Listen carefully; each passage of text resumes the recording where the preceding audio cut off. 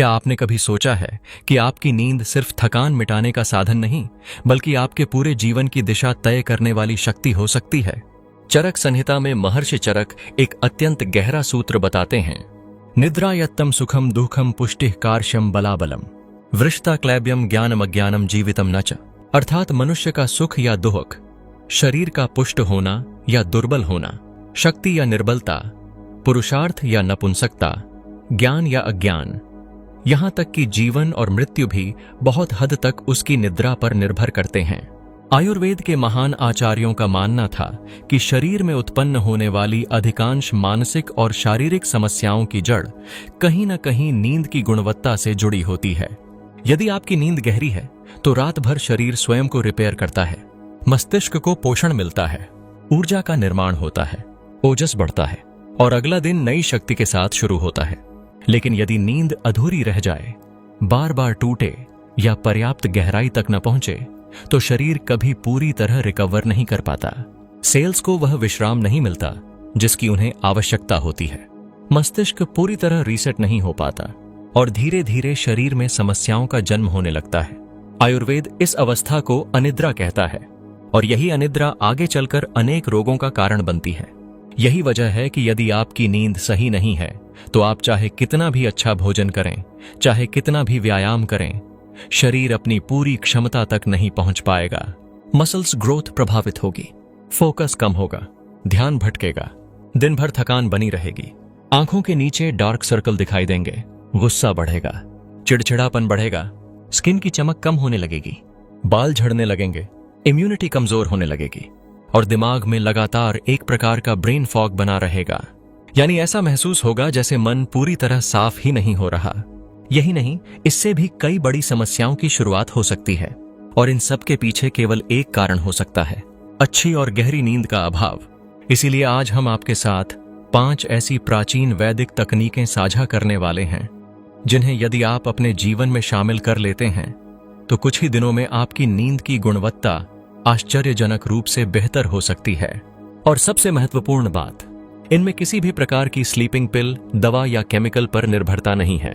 ये वही सिद्धांत हैं जिन्हें हजारों वर्षों पहले ऋषि मुनियों ने अपनाया था और आश्चर्य की बात यह है कि आज भी ये उतने ही प्रभावी हैं।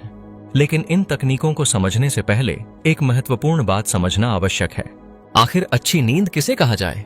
क्योंकि केवल अधिक घंटे सोना ही अच्छी नींद नहीं कहलाता। नींद की मात्रा से ज्यादा उसकी गुणवत्ता महत्वपूर्ण होती है।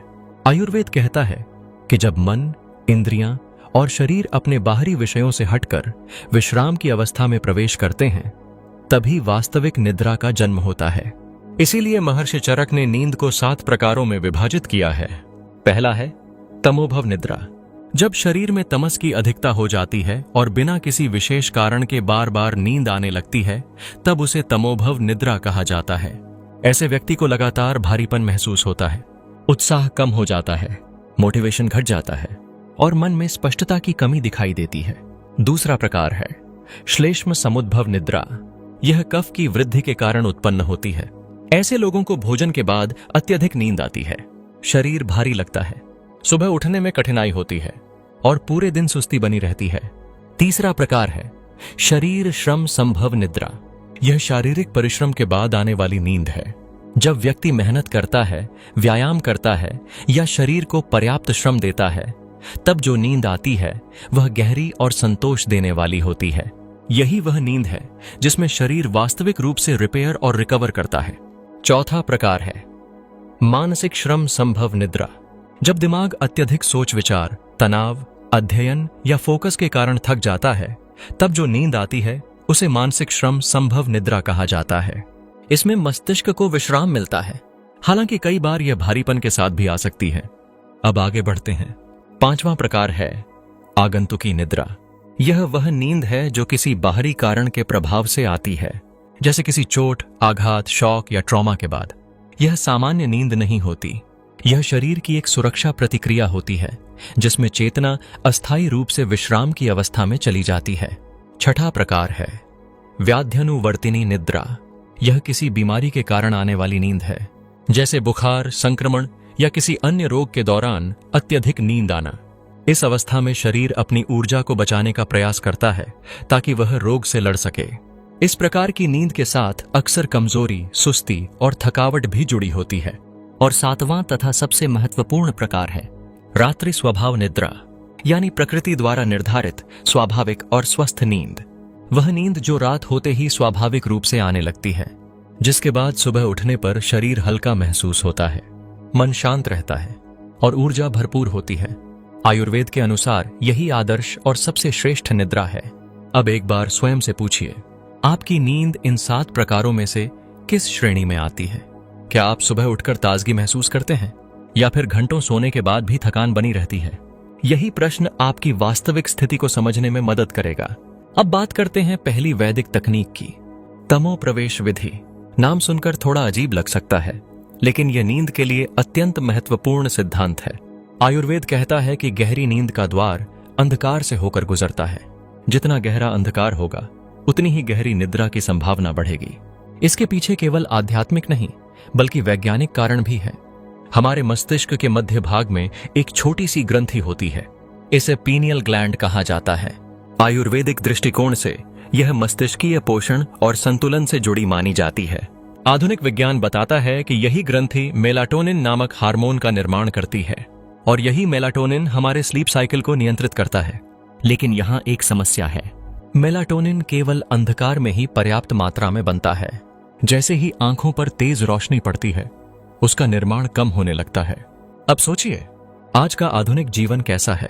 रात तक mobile, laptop, TV, LED lights और लगातार स्क्रीन का उपयोग। मस्तिष्क को यह संकेत ही नहीं मिल पाता कि अब रात हो चुकी है। उसे लगता है कि अभी भी दिन है। परिणाम, मेलाटोनिन कम बनता है, नींद की गुणवत्ता गिरती है, मस्तिष्क को पूरा विश्राम नहीं मिलता, ओजस का निर्माण प्रभावित होता है और धीरे धीरे शरीर की मरम्मत प्रक्रिया कमजोर पड़ने लगती है। इसलिए केवल अंधेरा समझना पर्याप्त नहीं है, उसे सही तरीके से लागू करना भी आवश्यक है। आइए इसे चरणबद्ध तरीके से समझते हैं। पहला चरण, प्रकाश संयम। सोने से लगभग 1 घंटा पहले तेज रोशनी बंद कर दीजिए। यदि रोशनी की आवश्यकता हो तो केवल हल्की और गर्म रंग की लाइट का उपयोग कीजिए। दूसरा चरण, इंद्रिय विराम। सोने से कम 1 घंटा पहले मोबाइल, टीवी, लैपटॉप और अन्य स्क्रीन से दूरी बना लीजिए। यह आदत अकेले ही आपकी नींद में बड़ा परिवर्तन ला सकती है। तीसरा चरण, पूर्ण अंधकार। सोते समय यह सुनिश्चित कीजिए कि कमरे में कोई अनावश्यक प्रकाश न हो।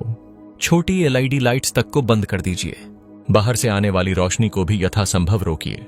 चौथा चरण, नेत्र आवरण। यदि कमरा पूरी तरह अंधेरा करना संभव नहीं है तो कॉटन आई मास्क का उपयोग कर सकते हैं। इससे आंखों तक पहुंचने वाला प्रकाश काफी हद तक कम हो जाता है। पांचवां चरण, स्थिरता। बिस्तर पर लेटने के बाद 2 से 5 मिनट तक बिल्कुल स्थिर रहिए। कोई करवट नहीं, कोई अनावश्यक हलचल नहीं। योग की भाषा में इसे इंद्रियों का प्रत्याहार कहा जाता है, यानी इंद्रियों को धीरे धीरे बाहरी संसार से हटाकर भीतर की ओर ले जाना। और यही वह अवस्था है जहां से वास्तविक निद्रा की शुरुआत होती है। लेकिन केवल अंधेरा ही पर्याप्त नहीं है, क्योंकि यदि भोजन गलत समय पर लिया जाए तो नींद की गुणवत्ता फिर भी प्रभावित हो सकती है। और यही हमें दूसरी महत्वपूर्ण वैदिक तकनीक की ओर ले जाता है, रात्रि भोजन नियम। अब बात करते हैं दूसरी वैदिक तकनीक की, रात्रि भोजन नियम। आयुर्वेद कहता है कि हमारा जठराग्नि यानी पाचन अग्नि सूर्य के साथ गहराई से जुड़ी हुई है। जब सूर्य आकाश में ऊंचा होता है तब हमारी पाचन शक्ति भी सबसे अधिक सक्रिय होती है। और जैसे जैसे सूर्य अस्त होने लगता है वैसे वैसे जठराग्नि भी मंद पड़ने लगती है। यही कारण है कि प्राचीन आचार्यों ने सूर्यास्त के बाद भारी भोजन करने से बचने की सलाह दी थी। आदर्श रूप से भोजन सूर्यास्त के आसपास या उसके 1.5 से 2 घंटे के भीतर कर लेना चाहिए। उदाहरण के लिए, यदि सूर्यास्त 6 बजे होता है तो 8 बजे से पहले भोजन समाप्त कर लेना अधिक उपयुक्त माना गया है। लेकिन ऐसा क्यों? इसका उत्तर शरीर की रात्रिकालीन मरम्मत प्रक्रिया में छिपा हुआ है।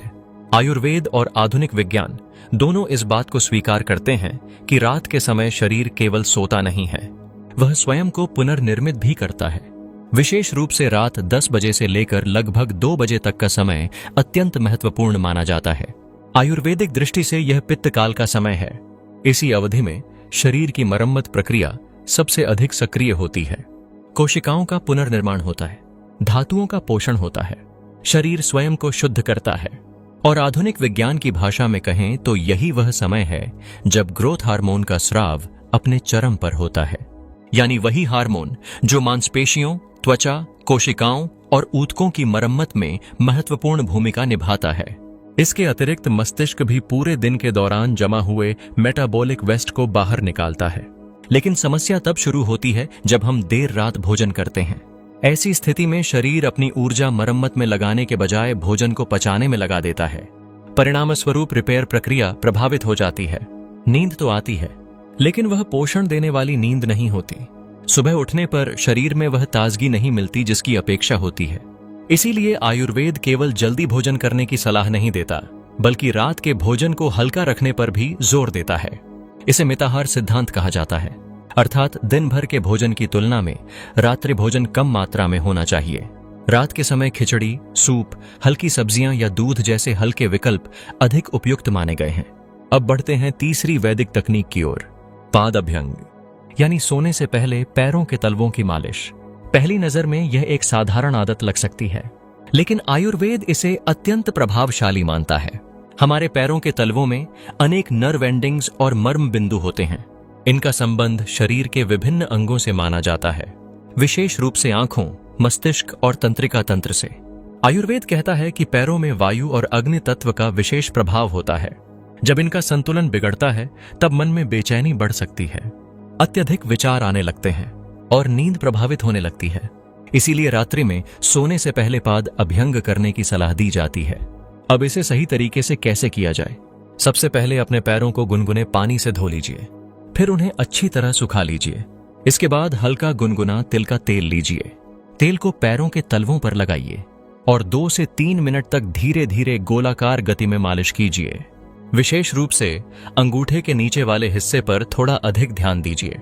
मालिश पूरी होने के बाद सीधे बिस्तर पर जाकर विश्राम कीजिए। यह छोटी सी प्रक्रिया तंत्रिका तंत्र को शांत करने में आश्चर्यजनक रूप से मदद कर सकती है।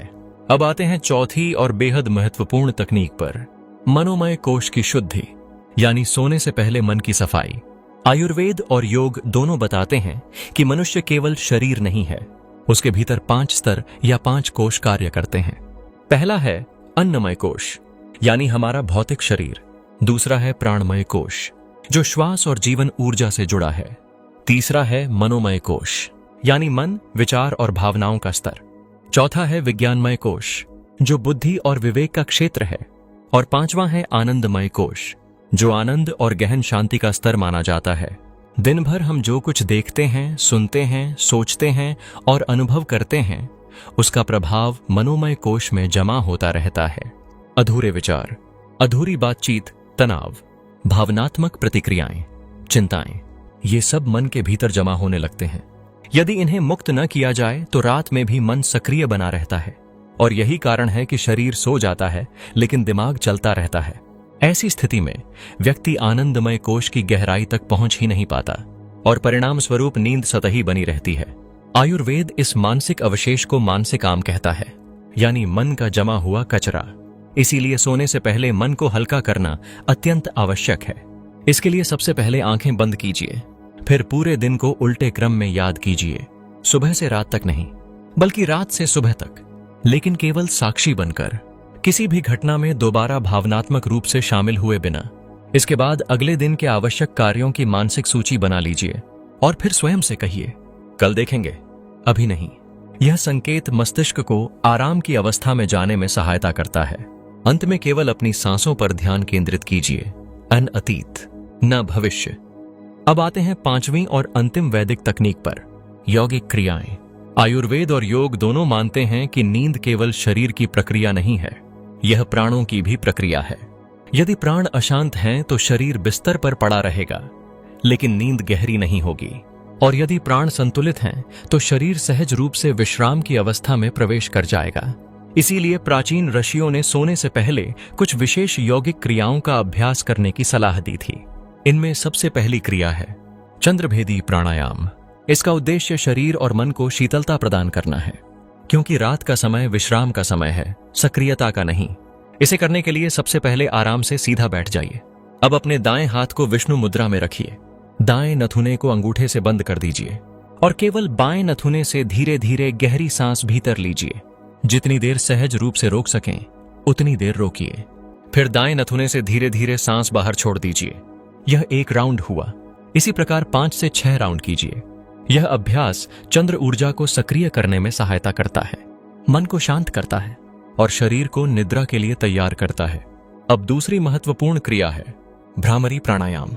यदि मन में अत्यधिक विचार चल रहे हों, तनाव हो या दिमाग लगातार सक्रिय बना हुआ हो, तो यह प्राणायाम विशेष रूप से उपयोगी माना जाता है। इसे करने के लिए सीधा बैठ जाइए, आंखें बंद कर लीजिए। अब षण्मुखी मुद्रा बनाइए। दोनों अंगूठों से कान बंद कर लीजिए। उंगलियों को हल्के से आंखों और चेहरे पर टिकाइए। फिर नाक से गहरी सांस भीतर लीजिए और सांस छोड़ते समय मधुमक्खी जैसी हम्म की ध्वनि उत्पन्न कीजिए। ध्यान ध्वनि की कंपन पर रखिए। महसूस कीजिए कि वह कंपन पूरे मस्तिष्क में फैल रही है। यही भ्रामरी का सार है। यह अभ्यास मस्तिष्क को गहराई से रिलैक्स करता है, मानसिक शोर को कम करता है और नींद की तैयारी में अद्भुत सहायता करता है। इसे भी 5 से 7 राउंड तक किया जा सकता है। इसके बाद आती है एक अत्यंत सरल लेकिन अत्यंत शक्तिशाली क्रिया, शवासन। अधिकांश लोग इसे केवल लेटना समझते हैं, लेकिन वास्तव में शवासन का अर्थ है शरीर को पूर्ण रूप से छोड़ देना। इसे करने के लिए सीधे लेट जाइए। हाथों को शरीर से थोड़ा दूर रखिए। हथेलियां ऊपर की ओर खुली रहने दीजिए। पैरों के बीच थोड़ा अंतर रखिए और आंखें बंद कर लीजिए। अब शरीर के प्रत्येक भाग को ढीला छोड़ दीजिए, पैरों से लेकर सिर तक। कोई तनाव नहीं, कोई नियंत्रण नहीं, सिर्फ विश्राम। जब शरीर पूरी तरह शिथिल हो जाता है, तब तंत्रिका तंत्र को यह संकेत मिलता है कि अब सुरक्षा है, अब विश्राम संभव है और यहीं से गहरी नींद का द्वार खुलने लगता है। इसके बाद आती है योग निद्रा। लेकिन योग निद्रा स्वयं में एक विशाल विषय है। यह केवल विश्राम तकनीक नहीं है, यह चेतना और निद्रा के बीच की एक अद्भुत अवस्था है। इसे विस्तार से समझने के लिए अलग चर्चा की आवश्यकता होती है, क्योंकि योग निद्रा में व्यक्ति सोता भी नहीं और पूरी तरह जागता भी नहीं। वह दोनों अवस्थाओं के बीच एक विशेष स्थिति में प्रवेश करता है और यही स्थिति गहरे मानसिक तथा शारीरिक पुनर्निर्माण में सहायता करती है। अब यदि हम इन सभी तकनीकों को एक साथ देखें तो एक बात स्पष्ट हो जाती है। अच्छी नींद किसी एक गोली, किसी एक सप्लीमेंट या किसी एक उपाय का परिणाम नहीं है। यह जीवन शैली का परिणाम है। यह प्रकाश के सही उपयोग का परिणाम है। यह भोजन के सही समय का परिणाम है। यह शरीर की देखभाल का परिणाम है। यह मन की सफाई का परिणाम है और यह प्राणों के संतुलन का परिणाम है। जब ये सभी चीजें एक साथ आती हैं, तब नींद केवल एक आदत नहीं रहती, वह एक उपचार बन जाती है। एक ऐसी प्रक्रिया जिसमें शरीर स्वयं को ठीक करता है, मन स्वयं को संतुलित करता है और चेतना स्वयं को पुनर्स्थापित करती है। यही कारण है कि आयुर्वेद में निद्रा को जीवन के 3 मुख्य स्तंभों में से एक माना गया है। यदि भोजन सही है लेकिन नींद खराब है तो स्वास्थ्य अधूरा रहेगा। यदि व्यायाम सही है लेकिन नींद खराब है तो शरीर अपनी पूरी क्षमता तक नहीं पहुंच पाएगा। लेकिन यदि नींद गहरी और पोषण देने वाली है तो शरीर स्वयं को ठीक करने की अद्भुत क्षमता रखता है। इसलिए आज से ही इन सिद्धांतों को अपने जीवन में लागू करना शुरू कीजिए। कमरे को अंधकारमय बनाइए। रात्रि भोजन समय पर कीजिए। पाद अभ्यंग को अपनी दिनचर्या का हिस्सा बनाइए। सोने से पहले मन की सफाई कीजिए और इन सरल यौगिक क्रियाओं का अभ्यास कीजिए। कुछ ही दिनों में आप स्वयं महसूस करेंगे कि आपकी नींद बदल रही है, सुबह उठने की ऊर्जा बदल रही है, आपका फोकस बदल रहा है, आपका मूड बदल रहा है और धीरे धीरे आपका पूरा जीवन बदलने लग रहा है। क्योंकि जैसा महर्षि चरक ने कहा था, सुख और दुख, बल और निर्बलता, ज्ञान और अज्ञान, यहां तक कि जीवन की गुणवत्ता भी बहुत हद तक हमारी निद्रा पर निर्भर करती है। और जब निद्रा सुधर जाती है तो जीवन के अनेक द्वार अपने आप खुलने लगते हैं। आज के लिए बस इतना ही। धन्यवाद।